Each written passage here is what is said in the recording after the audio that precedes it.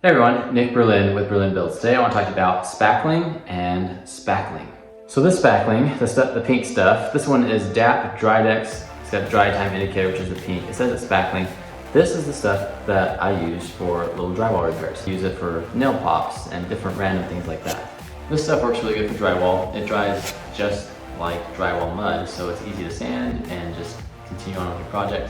This stuff is for filling in nail holes. This is DAP Patch and Paint Lightweight Spackling. This is for trim. I like it, it's really lightweight. It dries within about 30 minutes. This stuff does not dry the same as drywall. It seems to be a little tacky even after it dries.